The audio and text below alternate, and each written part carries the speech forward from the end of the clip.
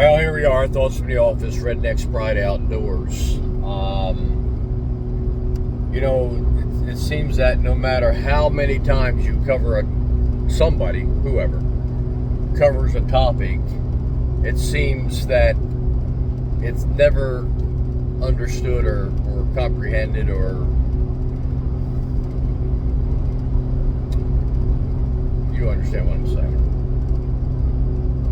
And one of the topics that I'm referring to is the use of bait, lures, and attractors for the wildlife control field and the fur trappers. Now, I do not consider myself a guru when it comes to manufacturing, understanding, and using baits and lures for capturing animals. Although I started making baits and lures successfully in 1987, the first two baits I was able to achieve, if you will, to stay the same without blowing up and changing and rotting and all that other tomfoolery. My first bait was Got Her Done, and my second bait was Nomos. And to this day, 2024, August something, 23rd or 24th, I'm not sure.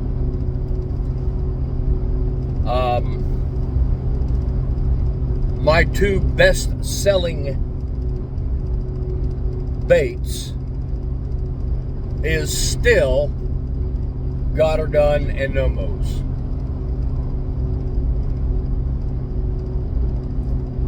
And although I intended those baits, formulated those baits for squirrels, I quickly found out that they are one heck of a bait for not only squirrels,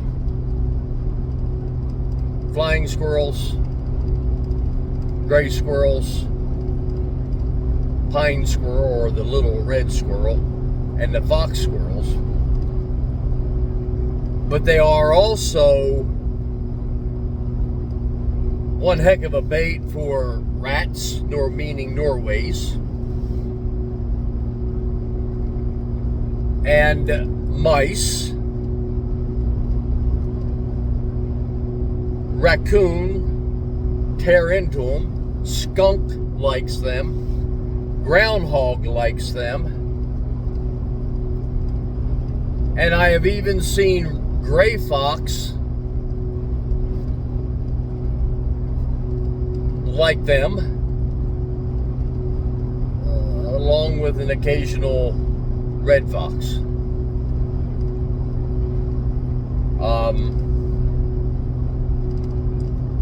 So when I'm talking to you about bait and lure products, I have been making them since 1987, and I'm probably one of the first folks to intentionally make commercial taste baits and lures. I'm not saying I am the first, I'm saying I'm probably one of the first to intentionally make it taste bait and market it that way, okay? And I was marketing it to the wildlife control field in the 90s. I didn't make those baits and lures from 87 till I started selling them in the 90s, mid 90s, for the public. I made them for me and my guys that was working for me in the wildlife control field. And then when I did start to sell them commercially, it was in bulk to other folks to put their label on the jars.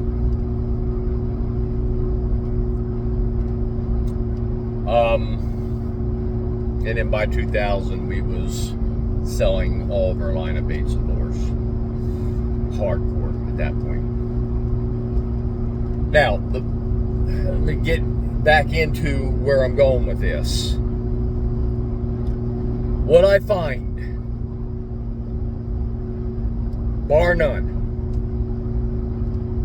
is that most folks using baits and lures, and I'm not talking about commercial baits and lures, I'm talking about bait and lure and attractors. I don't care whose brand you use. I don't care what store you go and buy it. I'm talking about bait and lure and attractors. Because what I find is most people have no concept. It's probably the wrong way to put it. Have no real in-depth understanding of what they're trying to do with a bait, a lure, or an attractor. Now, I started trying to make baits and lures in the early 80s and failure after failure after failure because nobody talked about how to make them back then. And I'm not going to talk about how to make them now, and you will not get out of me how to make them. Okay, that is still a trade secret. I may let out tidbits here and tidbits there, but the tidbits I'm letting out is the tidbits that's already out there in the market. You know, Johnny Thorpe, Russ Carmans did a video.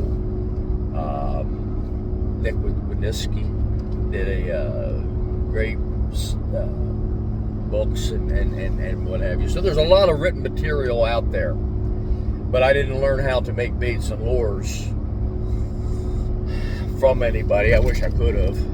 I wish I could have, but I couldn't. I didn't. So I had to trial and error and blow up bottles and blow up jars and see things go bad and see things that looked like it was going to work, and 3 weeks later was nothing but a rotten mess.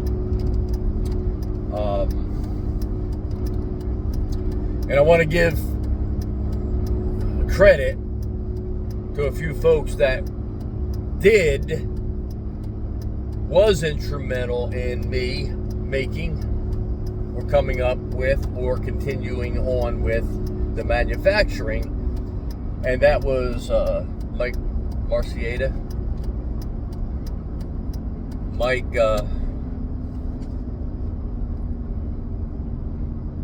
is probably my biggest influence, and he doesn't even know me. May have met him once or twice in person,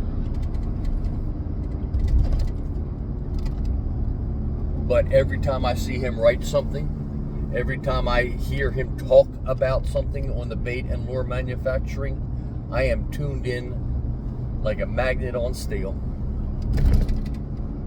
Okay, because he has enlightened me like no other in categories and understanding things and putting things together and figuring it out. Asa Lennon is another one that was a great help to me. Never met him in person. Dialogued with him through posts and texts, PMs, whatever, and he was a great asset to me in a lot of little things that I couldn't get figured out, and he would help me. Paul Dobbins, another just gentleman above gentleman.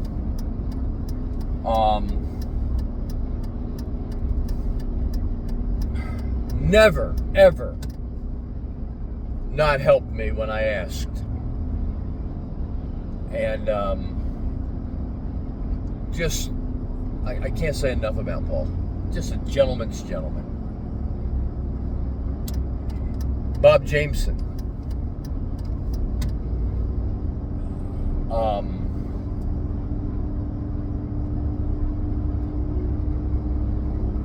Bob has given me a tidbit here, tidbit there, a lot of tidbits. And he gives me just enough when I ask to move forward, because he knows I'm going to think it through, I think. Other folks like Wayne Derrick.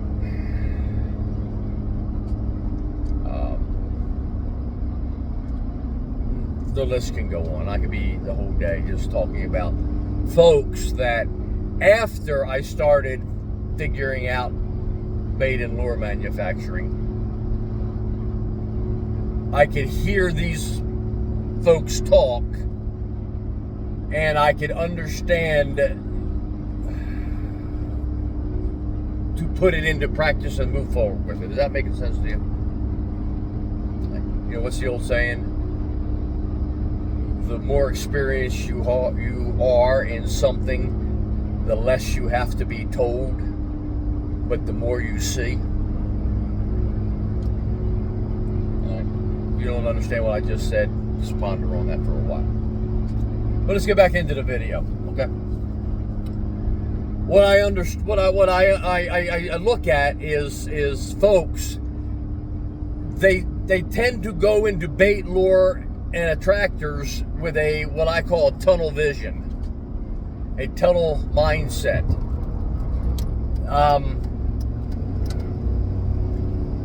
Especially the wildlife control. There is a distinct pipe in front of their face, and that's what they're thinking. And that pipe is F-O-O-D, food.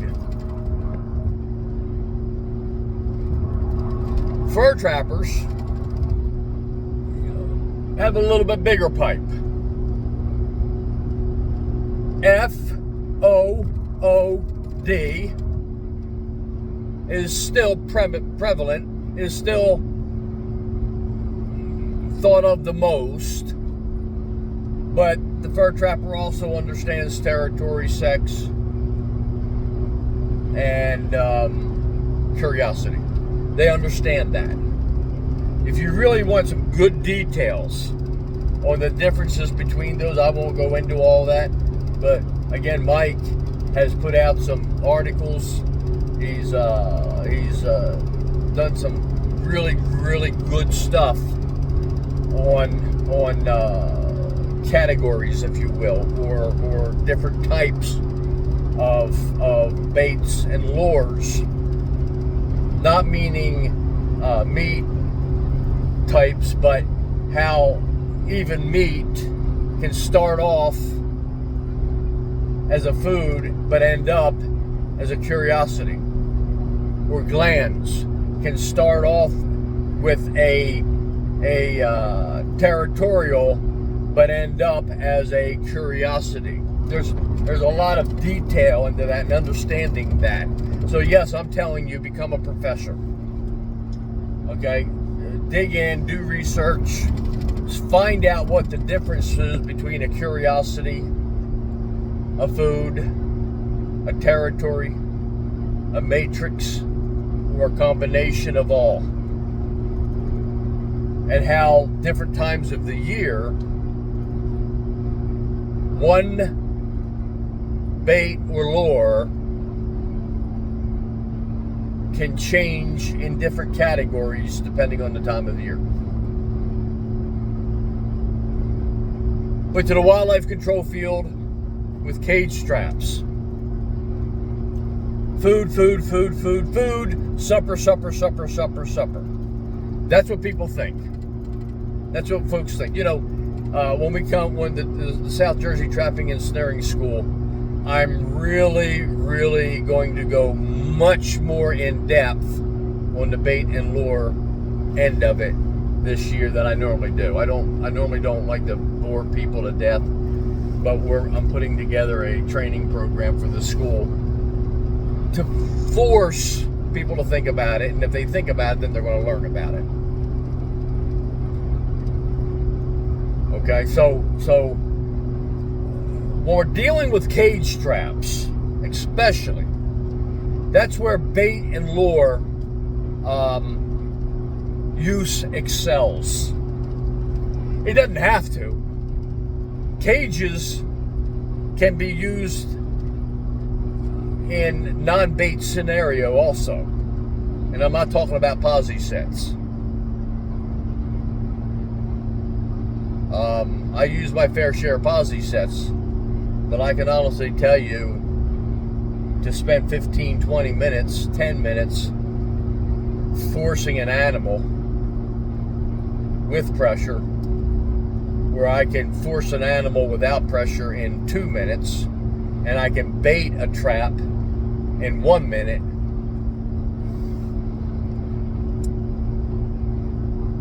Well, you know where I go, all right? But you can use a cage trap the same as you use a conibear for the states that can use killer traps of bow on the land. The same as I use a cable restraint, I can use a cage trap. I can use a cage trap the same as I would a foothold blind set.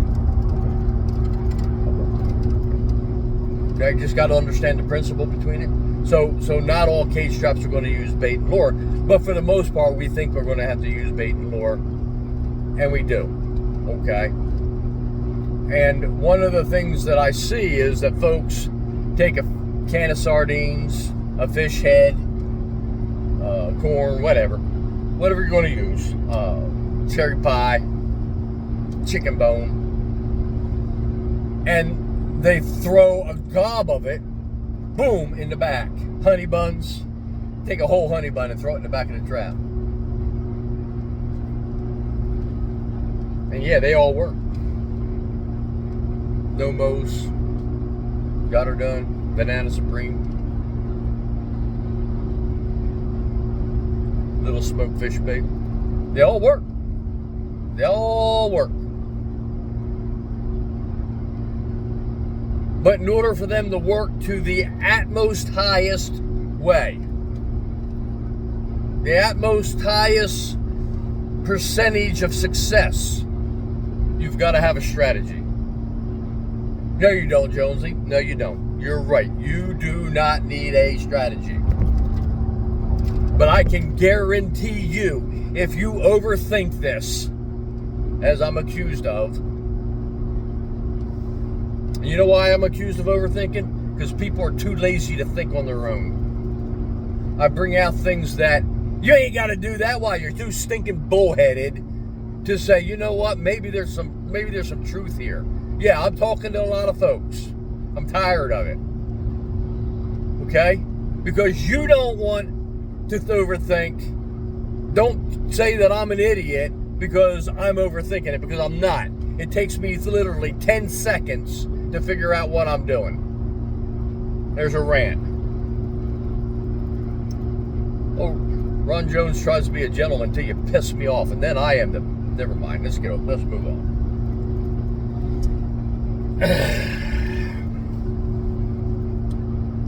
Everybody thinks food, supper, bait in the back of the trap, because I'm trying to make the animal go to the back of the trap.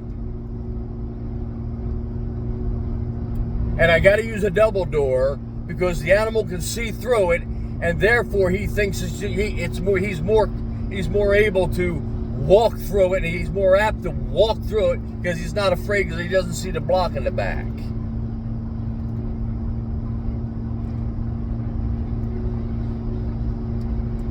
First thing I'm going to say about this, and I'm going to drive this home. Animals are not always hungry, especially to the wildlife control field. That animal is hungry when it first leaves the den, whether it's in the morning, like a groundhog, and he gets his first meal. A squirrel gets their first meal. A fox comes out at dark. Coyotes and foxes tend to work all day long, so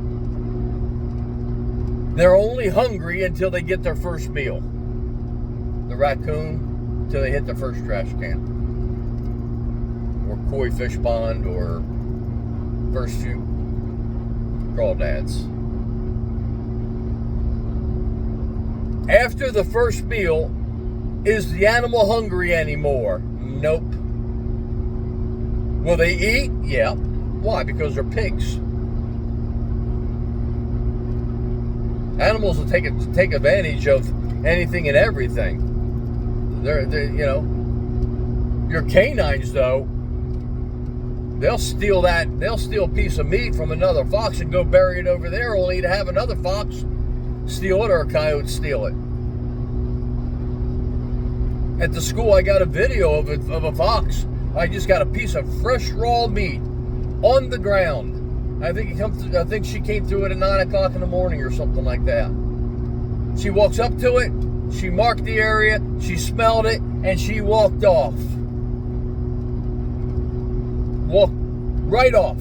Left that meat right there. Then I have her on video again at 11 o'clock or 11:30. She comes back and she devours it. Animals are not always hungry. They are not always going to go into your food source.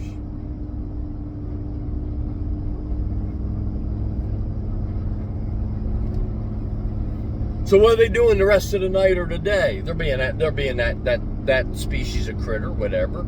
A fox, he's going out, he's hunting. Why is he hunting? For food? Yeah.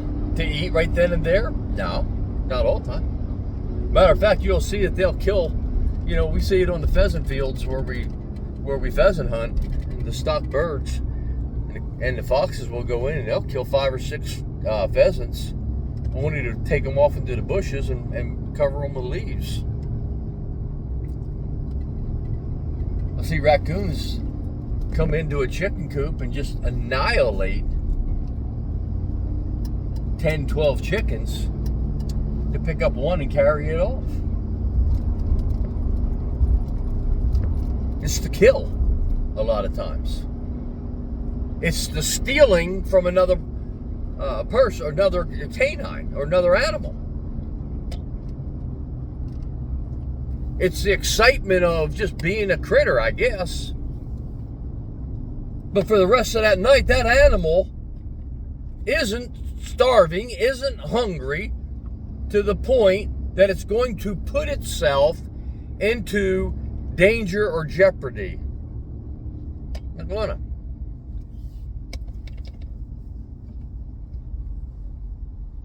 So when you throw all that bait in the back, yes, that's the attractor. But that trap is a negative. That dog proof sticking up in the air can be a negative. Not a negative we're afraid of, but a negative that they avoid or don't mess with. Yes, I see it all the time with dog proofs. That's why I came up with the advanced systems. And my advanced system, ironically, is I went back to the first dog proofs.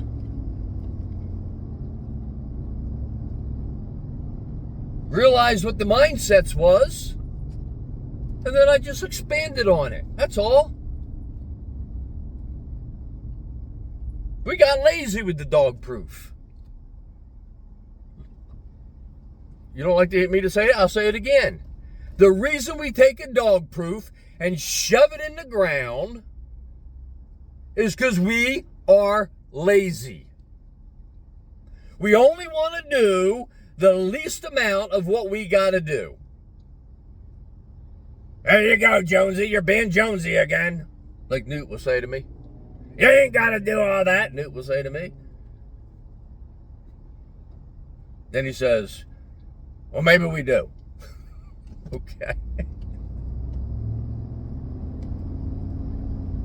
When I'm describing things, when I'm telling you things, I've got to be a professor. That's my job. My job as a instructor is to make sure you're grasping what I'm thinking and saying, not thinking what you're thinking. I need you to understand what I'm thinking, what I'm saying, so you don't screw it up.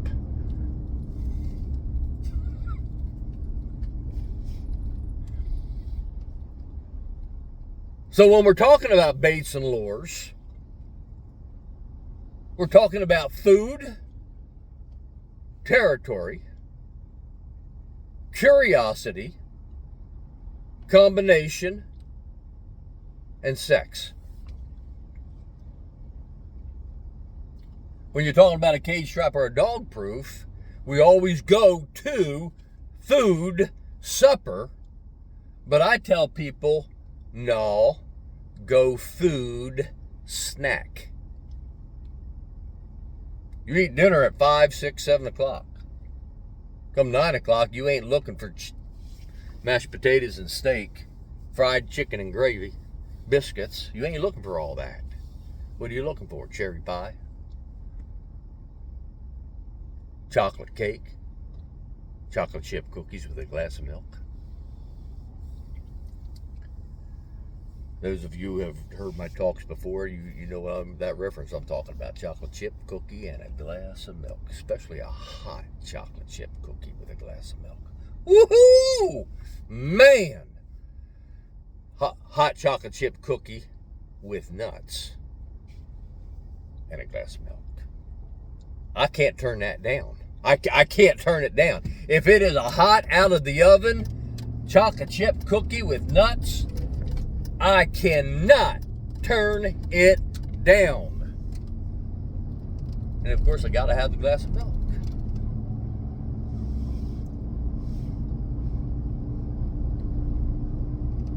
Now, I've been talking to the wildlife control for the most part, but you fur trappers, listen up, because this is the same for you too.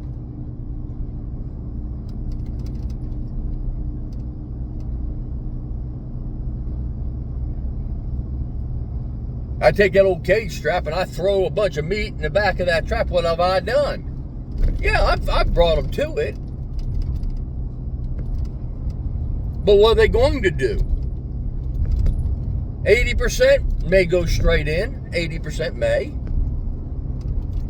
But what are they more likely to do? Are you going to push yourself into a tight spot to try to get to something if it's open around it? Oh, that's why we cover our traps. Oh, horse feathers. I ain't spending 10 minutes covering my trap.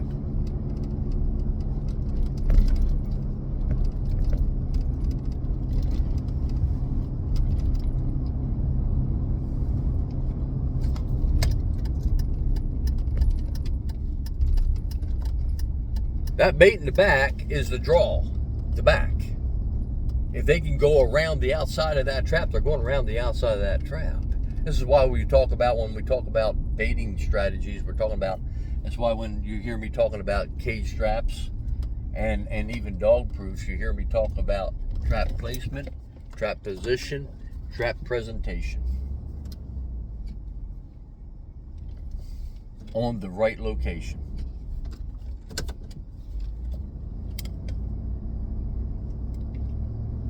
Don't pull the animal to you. Put the stupid trap where the animal's already at. Take the trap and put it in the place the animal wants to be at. I find, percentage-wise, that when I've got to pull an animal, especially a raccoon, my success drops probably at least 40%, if not 50%. If I put that trap right where the animal's going to be, no matter what,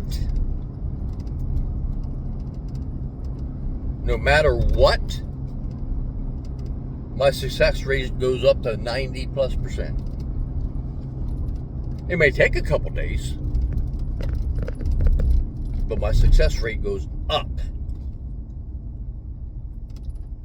And if my trap position, my trap presentation is correct, it goes up even more.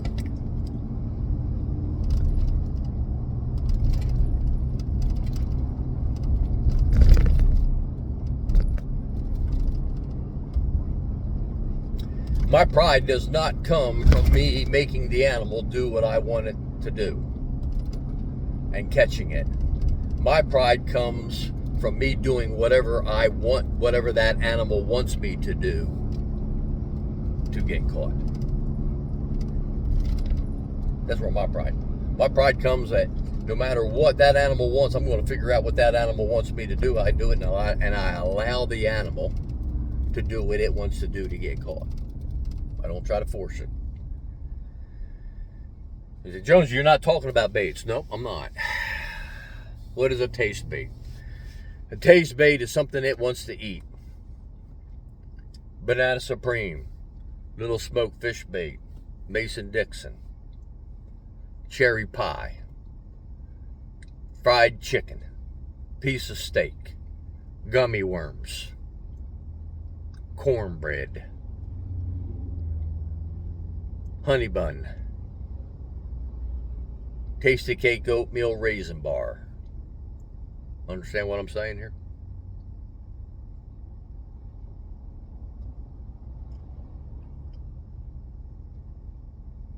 A smell bait or attractor will be any bait that smells really good, but if they get a taste of it, they don't like it. It don't taste good. They don't want to eat it. Okay? So here's where a lot of situations we come into, to where if I'm baiting a cage trap or a dog proof, I'm going to want, for the most part, a taste bait, a bait that they're going to want to eat. Now, I am partial to sweet baits for the most part, but when it comes to canines, I'm going to go to a meat or a protein bait. But even at that, a lot of times I add sweet to it. I have a sweet taste to it. All right, everything's got a sweet tooth in the wild. So the bait that I'm going to use in a cage trap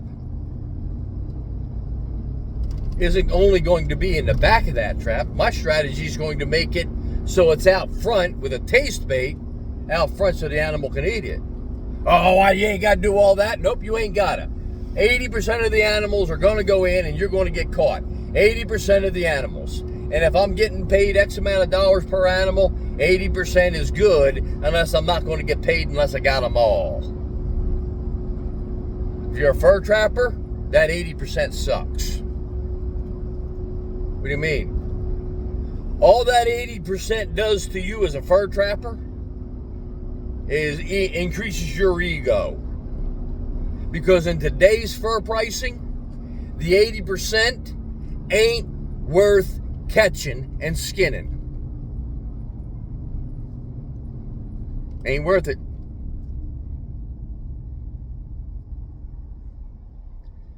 An 80% raccoon is a small or a medium coon, and it's $1.50 if you're lucky, or you got to pay them $1.50 to get rid of it. So you catch 80% of smalls and mediums, and even today in large, off quality, large that's bringing you $2.50. It ain't worth it, my friend.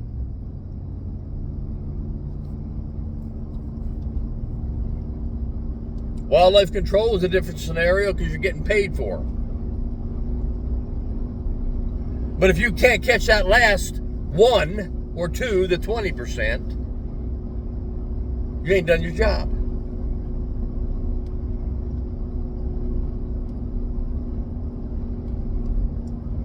My mindset is catch them all and turn loose what I don't want.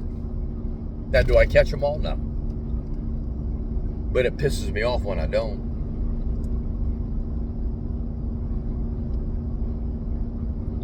Catch them all and turn loose what I don't want. That's simple. Fur trapping, catch them all, turn loose what I don't want. That's my mindset.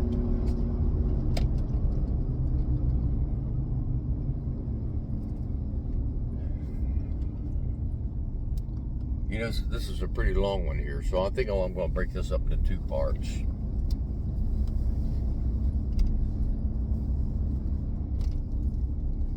I'm going to close it out here and be looking for part 2.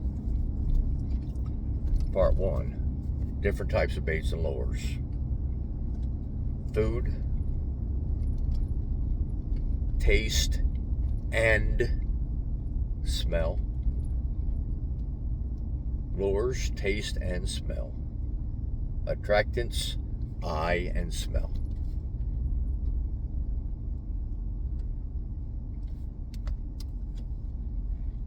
Put them into a place or a situation in which you're inviting the animal to get caught, not trying to make the animal get caught. And I'll just set it up for part 2. Every cage strap I set 2 or 3 baits, 3 or 4 lure, and an eye appeal. And I use less bait combined, total combined, than you do with a single can of sardines in the back of that trap. All right, I'm going to leave it there. I got a job here. I got to look at anyhow. So I'm going to leave it there. I want to set you up for part 2 whenever I get that out to you. Hopefully I remember where I left off. Thoughts from the Office, Redneck's Pride Outdoors. I'll catch you later.